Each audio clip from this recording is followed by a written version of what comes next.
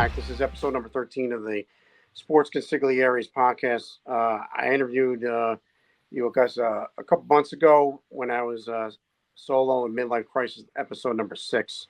And then with the 30th anniversary coming up of the strike, the episode started getting a lot more traction. I was watching that on YouTube. So talking about the 1994 strike, and then you've also followed the Expos a lot.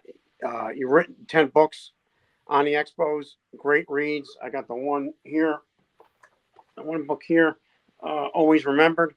I know you wrote the 10th book in February. Welcome back, Danny Gallagher, to Sports Consiglieres. You're on with Jimmy and Jerry. Sorry for the technical difficulties again. Yeah, thank you very much for having me on the podcast. The last time it was really a great discussion, and looking forward to this one as well. Yeah, thanks, Danny. And then I guess baseball, just doing our research on it, baseball is, in Montreal always goes back to 1871, with the Montreal Royals. And then I guess back in 69, they were the first baseball franchise outside of the United States. And also in the minor leagues, of course, we know Jackie Robinson played for the Royals, and sort of Roberto Clemente.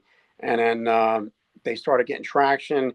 They tried to get a franchise in 62 that kind of fell through. And then now in 69, they got their franchise. Is there any traction about the team coming back to Montreal?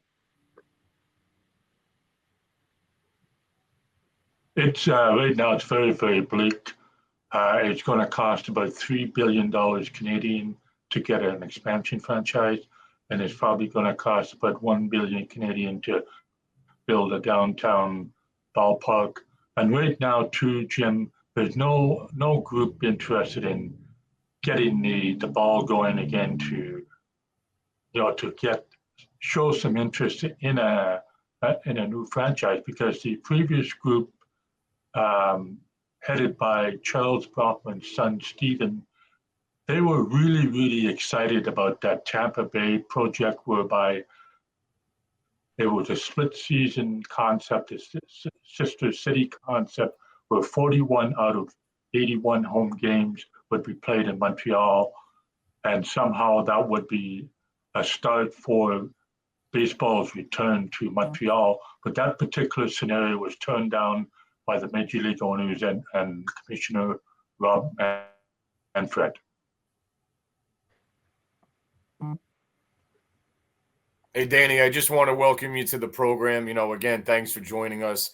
I just want to say, I absolutely love, your Twitter account, really, really highlighting and celebrating, the Expo history. They've had a lot of characters come through the organization, as well as a lot of good players. And it's funny because the other day off camera, Jimmy and I were talking, and I'm a huge Yankee fan, and going back to as a kid, my days, getting into baseball, I don't know if it was the uniforms. I was just, the Expos piqued my interest. Like, growing up in the New York market, anytime they played the Mets, it was like, oh, I'm going to watch the Mets, not to really watch the Mets, because, I want to see Montreal. It was just something about the Expos. And now fast forward, it's almost like, I don't want to use the word cult, but they still have a passionate cult following. I mean, you guys had the reunion, which, I thought went very well. I enjoyed, watching about that. They really paid, I thought, a nice tribute to Rusty Staub, what he meant to the Montreal community. So I was just curious, like, your love of the Expos, was it started with Rusty Staub, or did it come after that? If you could just elaborate on that.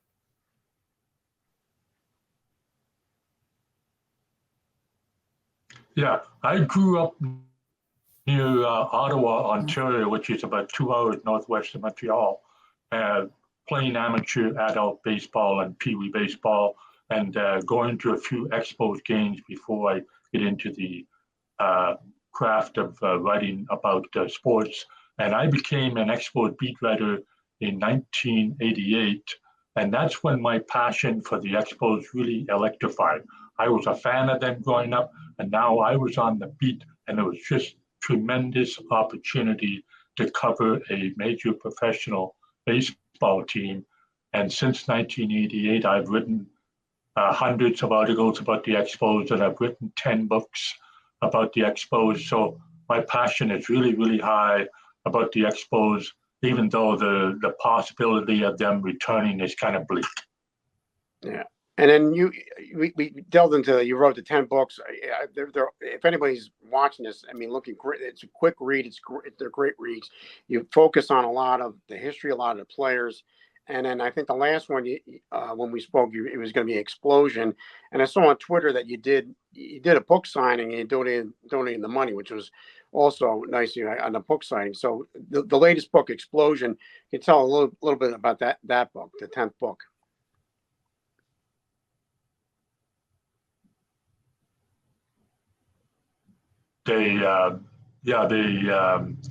Explosion is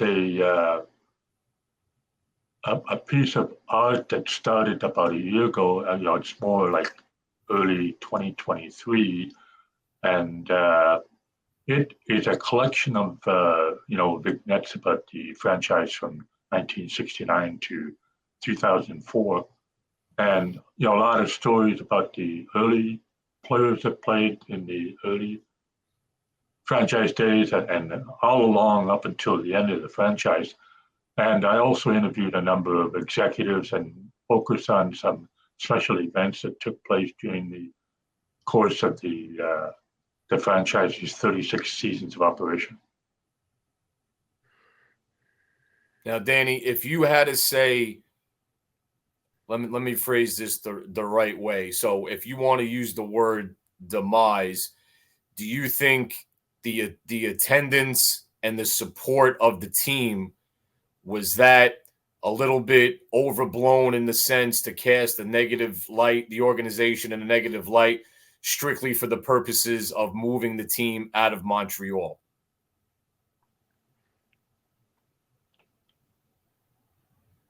Yeah, that's what Bud Selig, the commissioner at the time, he felt that the attendance problems were a major factor. Plus, he said that he could not get an owner or a group in Montreal to take over the team when Major League Baseball took the franchise over from 2002 to 2004. It's interesting and ironic. At that time, somebody could have purchased a team from Major League Baseball, let's say for 150 million Canadian. And here now, 20 years later, if somebody wants a team, it's going to cost about 3 million Canadian. Whereas back in 2004, for example, somebody could have had the team for a small amount of money. Attendance over the years was kind of so-so.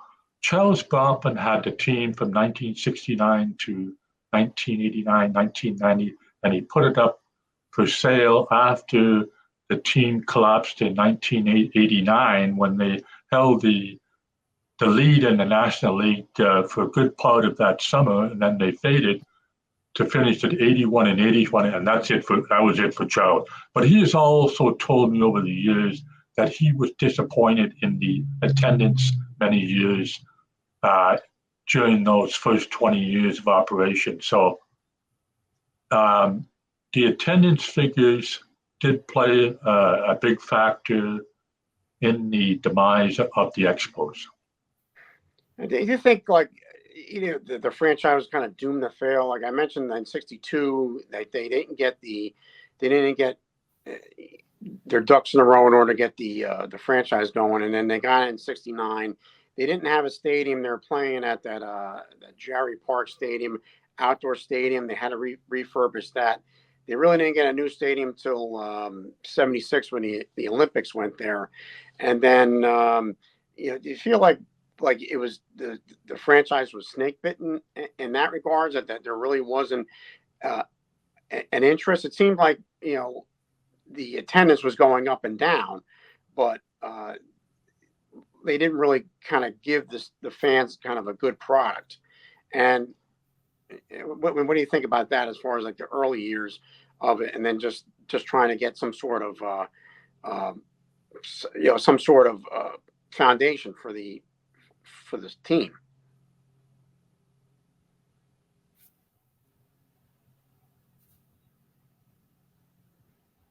Yeah, see, Jerry Park was not really a baseball park. They had to fix it up, and even Olympic Stadium wasn't the ideal baseball park for 36 seasons. They didn't really have what you call an ideal baseball park. Charles Bronfman didn't really like Olympic Stadium, but it was built for the 76 Olympics. So that was basically the city of Montreal's idea, was to have Olympic Stadium be the stadium for the Expos. And then if anybody coming in to get a new franchise would definitely have to have a new ballpark built downtown, according to Rob Manfred, the commissioner. That's kind of one of the stipulations, that if a team is going to come back to Montreal, they have to have a ballpark built downtown. Now, Danny, let's go back to a very good time for the most part for the Yankees and for the Montreal Expos, which was the '94 season. Unfortunately, there was no postseason play. I mean, you have to ask yourself, were the Yankees, and the Expos headed, for a World Series matchup? But, I just want you to talk about what that team meant to you. Because that team, as we all know, was loaded, and a lot of those players really moved on to have successful careers. So if you could just elaborate on what that team meant to you in comparison to the other Expos teams in the past. It kind of all started with Philippe Lou being hired as manager in May of 1992, and then that season finished off pretty good for the Expos. And then they had that great year in 1993, which was almost as good as the one in 1994. So the success of 1993 carried into 1994. The team was very young, and it was a very tiny payroll. They had some great players, and this was the year that they had to do something with that small payroll, because in 95 and 96, the players were going to be getting more expensive. It was like the Expos were just operating on thin air, a thin budget, and so they started off pretty good, 74 and 40. They had some great players, the great offense, great defense, starting pitching with Ken Hill and Pedro Martinez and Jeff Vasil, and a good bullpen headed by John Wetland and Mel Rojas, and great offense in Larry Walker, Marquise Grissom, and Moises Alou, and so on and so on. So they have a very good team, and it was unfortunate that the strike came in August the 12th, and then the cancellation of the season by Bud Selig on September the 12th. It was just a real disaster because, in April of 1995, Claude Bouchou, the managing general partner, decided he just couldn't afford a number of players, Grissom, Hill, Wetland, and then he didn't offer a contract to Larry Walker, and he became a free agent and joined the Rockies. So that strike was a real disaster for the Montreal franchise. And how was the attendance prior to '94 and after '94? And I just find it interesting, too, that I guess Sonia Sotomayor was the one who put the injunction in, who's now U.S. Supreme Court Justice, to put the injunction in to continue the season. Well, before that, 92, 93, 94, they had some pretty good crowd. The situation with the attendance in Montreal was kind of like the walk-up crowds that would see the excitement of watching a great team, so they buy the tickets on the day of the game rather than buy a lot of season tickets. So the season ticket base in Montreal in 1994 was about 8,500, which is really not that great. It probably should have been about 15,000. So I remember when the 1994 season started, I did an interview with Claude Bouchou, and he admitted that the franchise, the financial structure of the Expos was just kind of like almost bankrupt. They had very, very little money, and they got the season going, and there was a great team. And Claude Bouchou didn't have a lot of money. It was a consortium of owners that took over from Charles Brockman, and ended up having a strike, and just out at the beginning of the end 10 years later. Yeah, I mean, Danny, that 94 team, one guy that really stood out for me was Cordero. He had a really, really good year that year. I mean, Ken Hill was really unhittable, and it's a shame that it ended that way. And, you can make the same argument. I mean, obviously a totally different direction, if you will, for the Yankees. But I think most people in baseball that year wanted that, the Yankee Expo matchup. And unfortunately, it never came. But here's the thing, the payroll situation. What do you think right now, if you had to compare, what is the difference right now, right, with the Expos, your Expos, and the 2024 Miami Marlins? What is really the difference between those franchises? Yeah, that's a really good question. Very poor attendance in Miami, same as ideally it was in Montreal. It wasn't much difference. The payroll is pretty much the same in 2024 with the Marlins and the 94 Expos. That each franchise doesn't really have the financial support to have a big payroll. So going back to 94, I liked your idea that everybody was thinking of the Expos and the Yankees. When it was all over, September the 12th of 1994, I got a hold of George Steinbrenner of the Yankees and popped up that question, what do you think of doing a fantasy or a real series between the Expos and the Yankees? And he was very supportive of that idea because they were really the two best teams, although there were some other good teams as well. But absolutely. Yeah. Well, I mean, we talked about it in the last time we met about, there were 6 games ahead of the big 3. They, Atlanta was there with their pitching, and we talked a little bit about their general manager, Jim Duquette. He offloaded Andres Galarraga and then got Ken Hill, who was probably would have been a 20-game winner in that 94 season. So. Exactly. That was a great trade by Dan Duquette, the general manager. He put together so many great trades to make that team better in 1993 and 94. Galarraga was in a slump for several years, and Ken Hill came over as a very inexpensive pitcher, and Galarraga was making over $2 million. So it was a great trade for the Expos. They also got John Wetland and several other players to augment that great team in 94.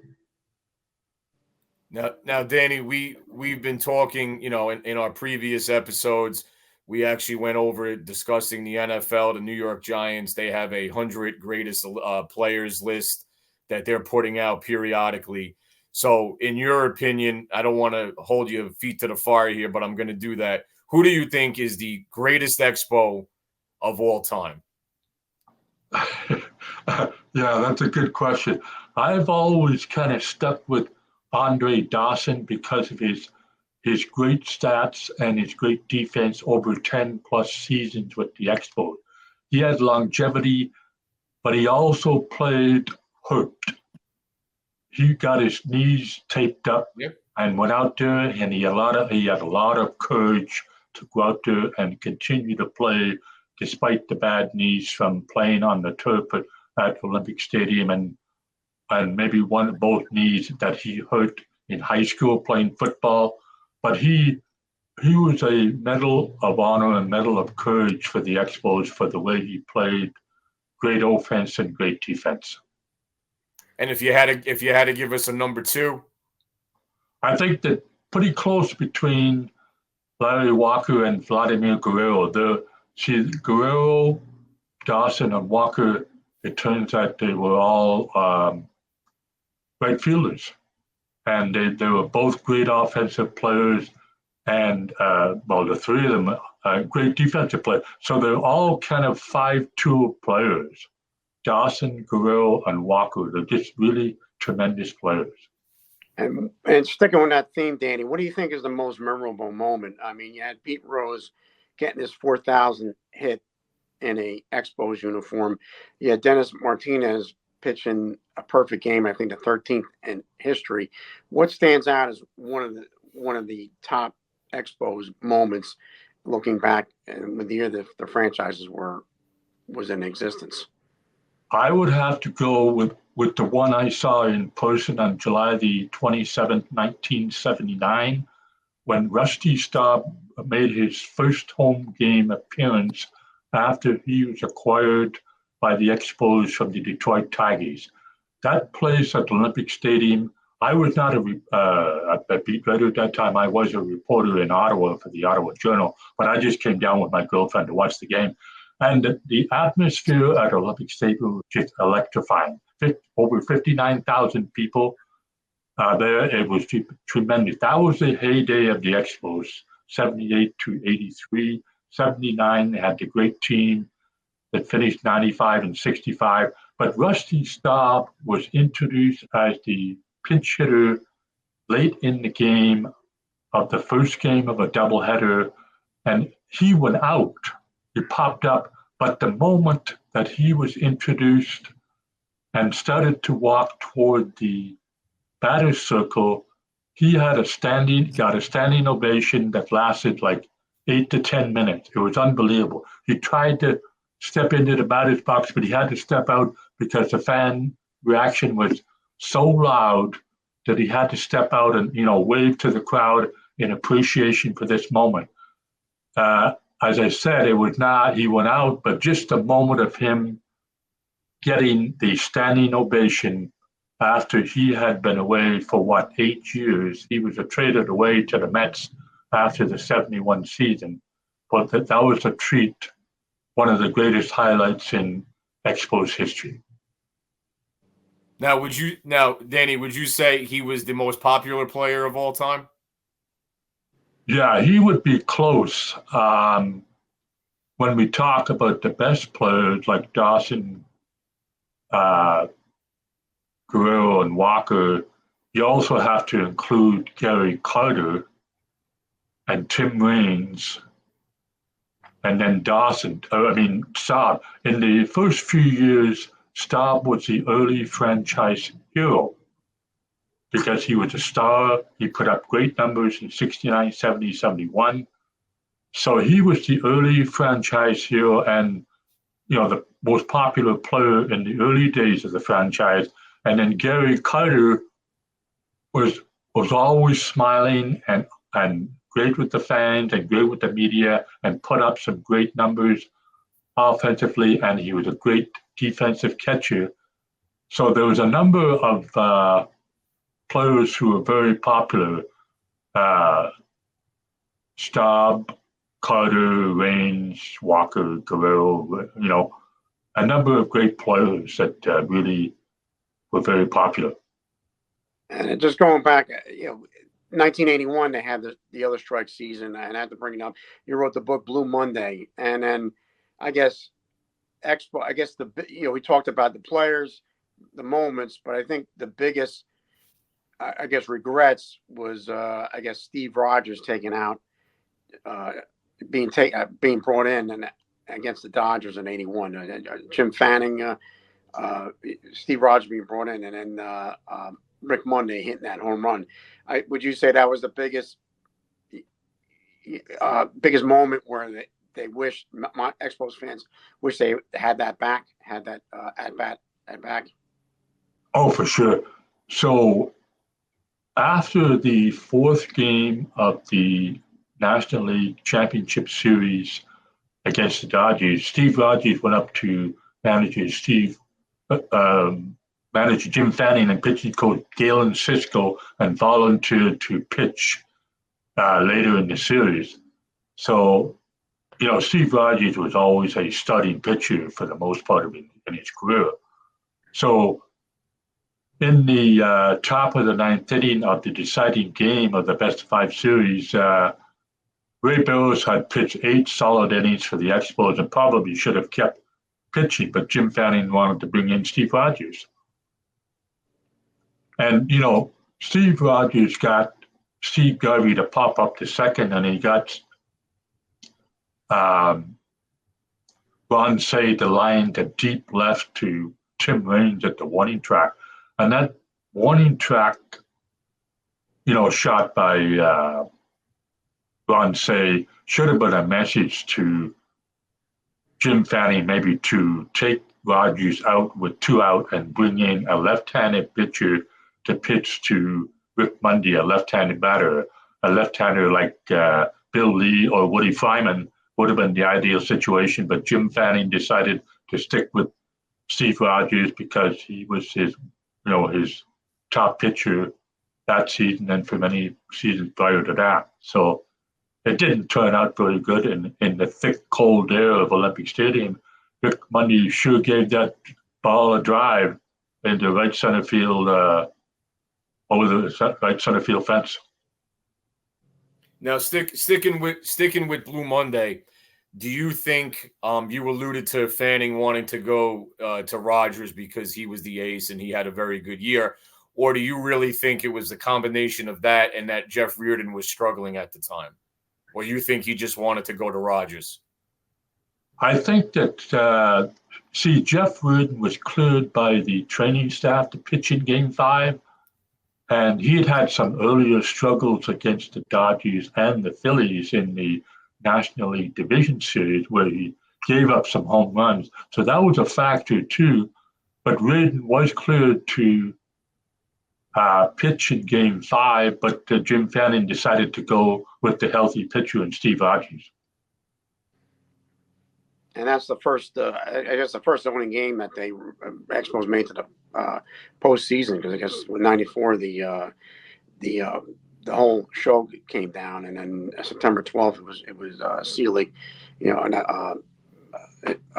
it was shut down for the year. But when do you think the seeds were planted for the franchise to move to Washington? Now, Expos fans, there's some collusion going on that, Seelig being from DC, having it, the Nationals leaving. When do you think the seeds were planted for Expos to move to Washington, DC?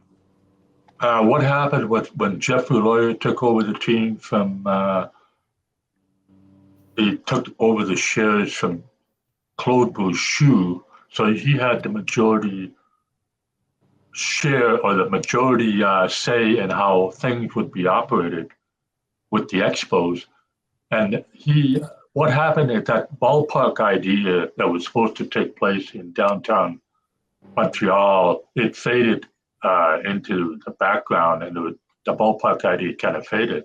And then November the 6th of 2001, that's when they had the contraction meeting where the Major League owners voted to contract or eliminate the Expos and Minnesota Twins. So the contraction or elimination didn't take place then, but ironically, in 3 months' time, in early 2002, that's when that triple play took place where Jeffrey Loyer sold the Expos to Major League Baseball and then returned Jeffrey Loyer back to the Florida Marlins, and then the Marlins owner, John Henry, purchased his favorite team, the Red Sox. Yeah, I mean, that was like a 3-way deal. I mean, how that worked out. I mean, everybody made out except for the Expos. It didn't work out too good for the Expos. So in those 3 years that Major League Baseball owned the Expos, they say Bud Selig said that they tried to get local owners to buy the team, but that nobody came forth. Stephen Bronfman, Charles Bronfman's son, was on the board of directors of the team. He had no money in the team at that time, but he did not want to buy the team at that time, Stephen Bronfman. So I guess the people in Montreal who may have shown some interest in it were not interested. They didn't think the it was a viable idea, a viable franchise to buy, perhaps turned off by the poor attendance for many, many years. So after trying to get local owners, the Major League Baseball relocation committee decided to relocate the team to Washington after discussions with Portland and Charlotte, North Carolina. They decided that Washington would be the best place to have the Expos. I mean, again, what you just discussed is another example on how, you get to the, if you want to say, the dirty side of sports, the business side, because there at no time, I mean, the Expos, there's a lot of history there. They were located in a part of the country, part of the North, if you will, obviously not in the country, but they're located in a spot where there's no other team. There's a lot of history. You look at 94, you look at all the good players, but at the end of the day, Major League Baseball did not want the Montreal Expos to continue. And, they definitely made sure they did what they could, to make that, not happen and to really bring the Expos to a screeching halt. And it's, I find it to be a little bit of a sad story. I mean, there's a lot of passion. I was very interested in the interview you did last time with Jimmy, and, you have the books, the Twitter account I absolutely love. But, it's really a sad story because the way it ended, and then you look at there's, correct me if I'm wrong, there's only 3 Expos in the Baseball Hall of Fame, Carter, Dawson, and Raines. And you look at all 3, Dawson won the MVP with the Cubs, Raines won an World Series with the Yanks, and Carter's Met career obviously speaks for itself. And, I think the way things came to an end was, really, really sad. And, you look at now, it's almost the Expos is one of these teams, one of these organizations that has always piqued my interest. It still piques my interest, but it truly was a sad ending.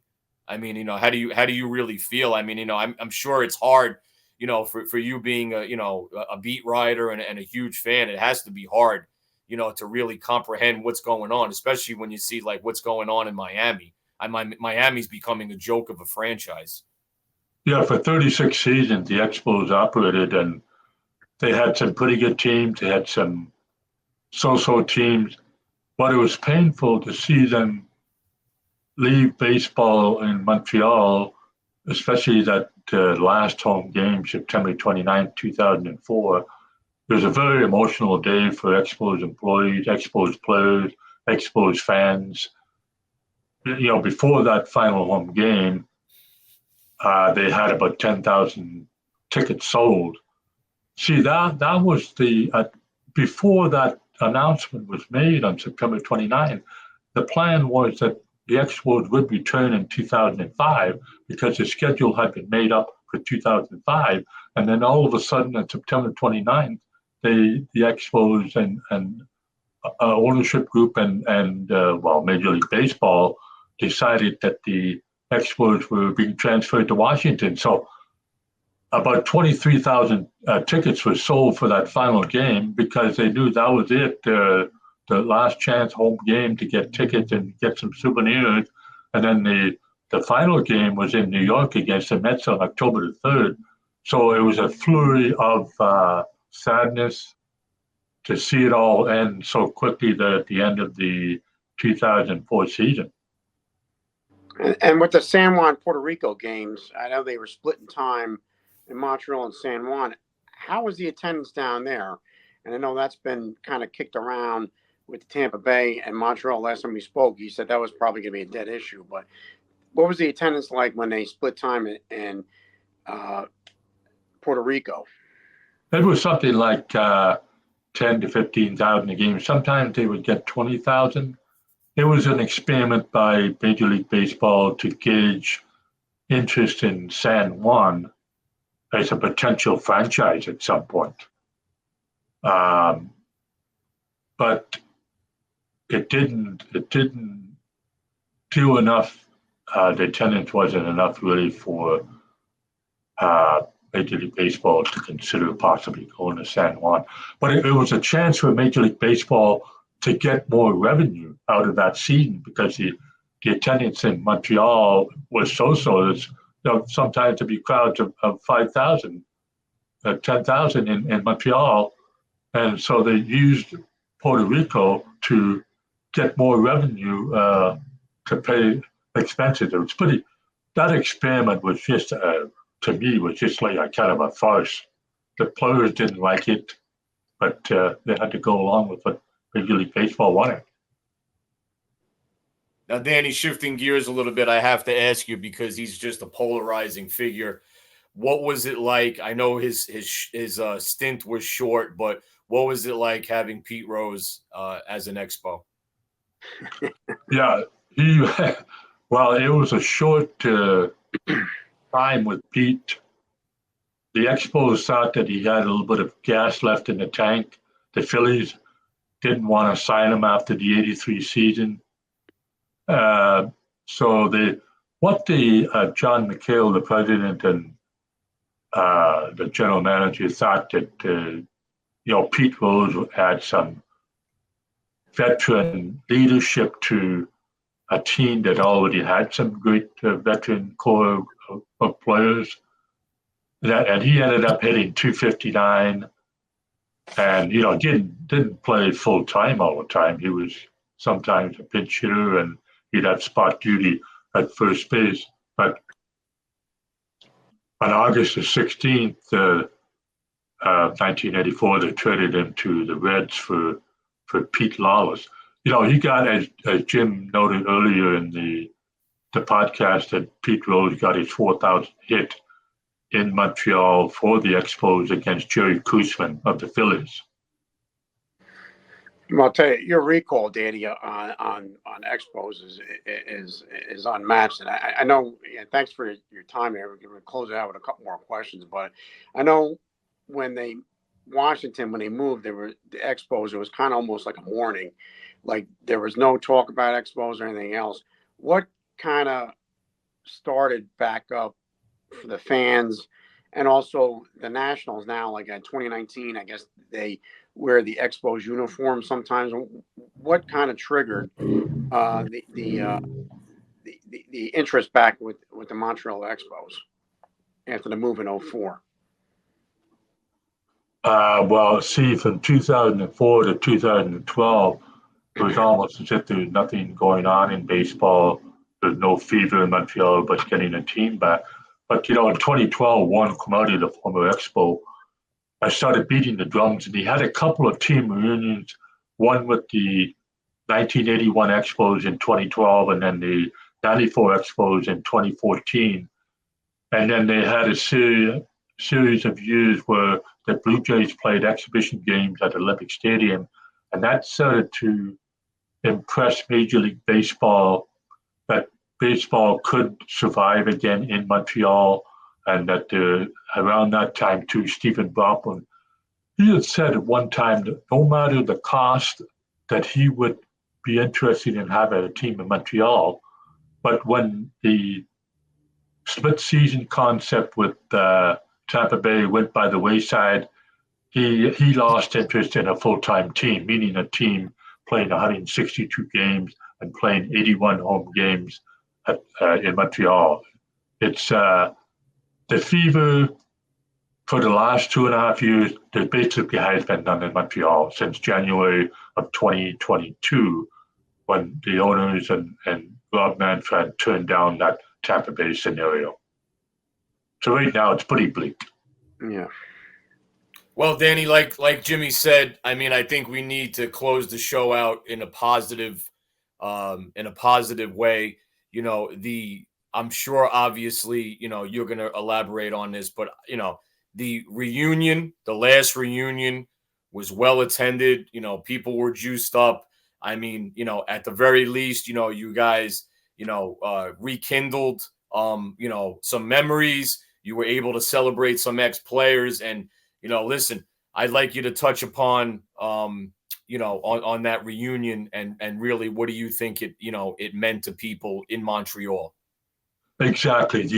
We're talking about it's good to be talk about the Expos Fest people like Perry Gianni is the organizer, who has been organizing the Expos reunions with autograph festivals going back to 2016. So that is a good way of generating fan excitement in the former players and drumming up interest for a possibility that a new team would come back. It definitely, the last few years, the Expos Fest Autograph Festival has attracted about 950 people. That's really, really good. This past one in April of 2024, at $200 a pop, it was really that the lines were long. There was pens aside for the areas of where the fans had to be parked for a while before they get into the actual autograph room. So the atmosphere is really, really exciting. And this is going to continue now, even though the situation is bleak for getting the new team. Perry Giannis will continue to have those Expos Fest autograph festivals where he brings in former players. All right. I mean, I can't think of any other franchise that has this kind of love for the franchise. But is there any talk about expanding it anywhere else? They had a big thing in New York, this Fanatic Fest. Is there any talk about expanding like Expos Fest anywhere else, or is it just going to stay up in Montreal? I think it's going to be basically Montreal. I think it's a good idea, Jim, that they could possibly think of going someplace like maybe even a Toronto, which is a big city in Canada. Yeah. But I don't think Perry has thought about moving this particular situation elsewhere. So, Danny, just to clarify, because like I said, this piques my interest big time. When would the next one be? Would be in April of 25? That's right. He's going to have every April, and this past July, just like a few weeks ago, he held the inaugural Expos Fest golf tournament, which raised $78,000 for the Montreal Children's Hospital. So it's like the autograph festivals. It's all for the Montreal Children's Hospital in honor of Perry's niece who died of brain cancer at the age of 5 many years ago. Yeah. And Jerry, I'll let you finish this episode and I'll just close it out. Danny, again, we're definitely, we're definitely going to check in back with you. I mean, that sounds like a really good experience. The one thing I wanted to say is, again, I speak for Jimmy, thanks for coming on with us again. And again, I can't say it enough. I love the Twitter account, especially today, giving a nice birthday shout out to my man, Captain Puff, Greg Nettles there, even though he's in an Expo uniform. As a Yankee fan, I appreciated that. But, again, the Montreal Expos, a lot of good players came through the organization. They developed talent. And like I said, keep the faith because you never know. Because if you would have told me switching over to the NBA that the Seattle Supersonics would be coming back, I would have lost big money on that one. So, I guess you never know, and like Jimmy said, I mean, is there any professional sports team that is no longer in existence, okay, that has a following where they could do reunions and autograph shows? And it's, it's quite remarkable. And as a Yankee fan, like I said, I mean, I'm hooked, on what's going on in Montreal, and there's not a pitch being thrown or a bat being swung. So again, thank you for coming on. You're a wealth of information, and I really enjoyed having you on. And thanks for your accessibility, Danny. Going back, and thanks for. Sorry for the delay, starting the show, but thanks for your accessibility, and we love to invite you back on as things probably the next Expos Fest comes on. But your books are great. I hope people that watch this, read some of your books. It's a great read for a baseball enthusiastic. I mean, the Twitter account, like Jerry said, is great. You have birthdays for everybody who ever wore an Expos uniform. I don't know how you catalog all these things. Sometimes I don't remember some birthdays of my own family, and you got them. But the X account is great. So thanks for coming on, Dan. Yeah, it's been a pleasure. I'm keeping the faith with all these books I'm writing almost on a yearly basis. The latest, it's called Explosion. You get it at Amazon and Barnes and Noble. So I'm just going to continue writing books because I'm very passionate about the Expos. You never know for the future, but I enjoy writing about the Expos. What's the next book you're writing? I know you said you're only going to write 10. Last time we spoke, that 10, that was it. What's the next book that you're putting together? Yeah, that's a good question because in just a few weeks ago, I signed a contract with Dundurn Press in Toronto to write another book of Expos memories from 1969 to 2004. Sorry. Now that book will come out in 2026. I won't have it in 2025, but it's got to. The title of the book is untitled at this point, but at some point we'll have a title to announce. But that's another book I'm looking forward to, and I've already interviewed a lot of players so far. All right, Dave, we're going to take this episode out, but we could follow you. What's your X handle? It's Danny O. Gallagher 7. Is that the That's right. Yeah. So this is episode number 13. You can follow us on social media at Sports Consiglieres, also on Chop Sports Media.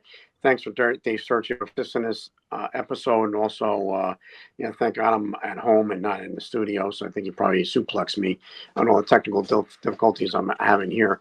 But Dan, if you can hold on, I'd like to talk to you off mic, if you can. And but look forward to a next episode of Sports Consiglieres. Dan, we'd love to have you come back on. And Dan, if you just hold on, I think I'd like to talk to you off mic, if that's okay. You've got a couple minutes. And thanks again for everybody for listening.